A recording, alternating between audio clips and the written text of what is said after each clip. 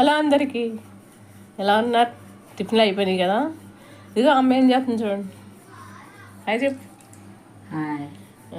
ఇదిగో మజ్జిగ చేస్తుంది.